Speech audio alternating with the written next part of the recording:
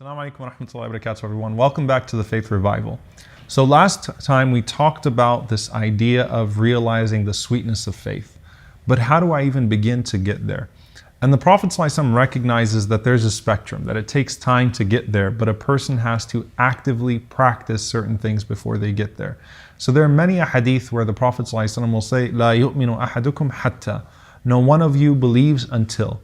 And the translation is not that you don't believe as in you're a disbeliever until such and such happens, but that you don't truly believe until such and such happens. The most famous one, the Prophet ﷺ says, "La yu'minu ahadukum." No one of you truly believes until you love for your brother what you love for yourself.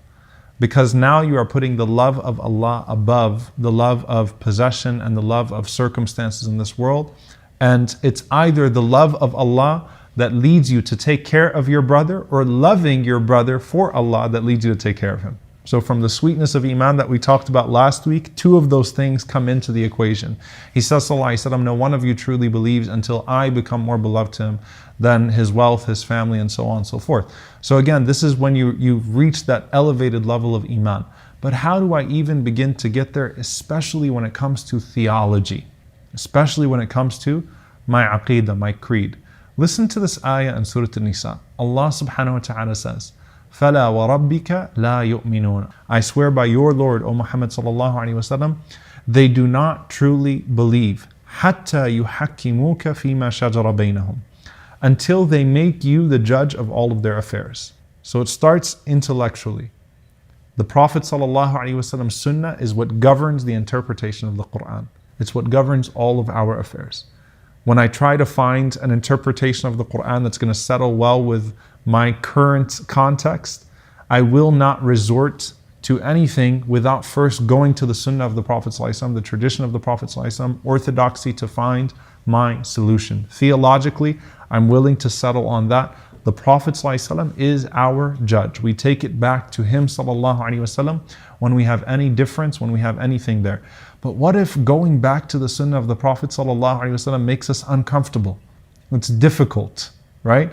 So we feel like we need to escape this interpretation for our current context, rather than, maybe some things don't apply in our context. We feel like we have to escape from it so that we can feel better about it. What does Allah say next? ثُمَّ لَا يَجِدُوا فِي أَنفُسِهِمْ حَرَجًا مِّمَّا قَضَيْتَ.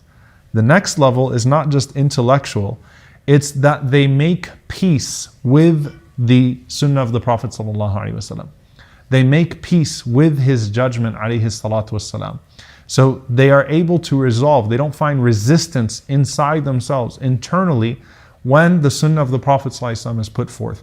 There are elements of your faith that you are not going to be able to practice in your context, but you should make peace with all of them to be able to say that Allah and His Messenger do not wrong. Allah and His Messenger, alayhi salatu wasalam, everything that has been legislated through those two means of divine revelation, either the Quran or the Sunnah of the Prophet ﷺ, all of it is just, all of it is merciful, all of it is moral, even if my current context does not consider it as such, and even if I'm never going to practice any of these things, that all of this comes from a place of morality and goodness, and I don't find that resistance inside of me.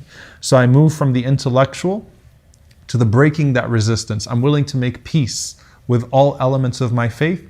But then look what Allah subhanahu wa ta'ala says next, وَيُسَلِّمُوا تَسْلِيمًا, and they submit themselves then willingly. Now I go to a place of sakina.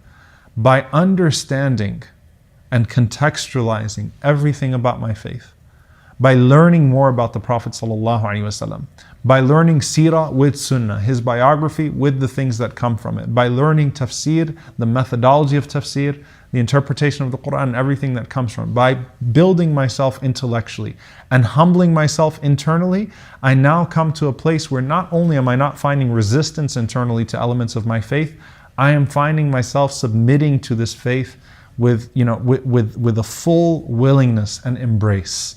I don't find any resistance. I am proud of the Quran and the Sunnah. I feel enriched by the Quran and the Sunnah. The Quran and the Sunnah puts my heart to ease. So you go through intellectual, resolving internally, or resolving any disputes you might have with the faith, to going to a place where you're satisfied with it. And that's where a person starts to taste the sweetness of faith, and they actually realize the true reality of faith. May Allah subhanahu wa ta'ala allow us to be of that last category, and may Allah subhanahu wa ta'ala forgive us on the way in that journey of faith when we feel that resistance, and allow us to overcome that resistance. Allahumma ameen. Jazakumullahu khairan. See you all next time, inshallah. Assalamu alaikum wa rahmatullahi wa barakatuh.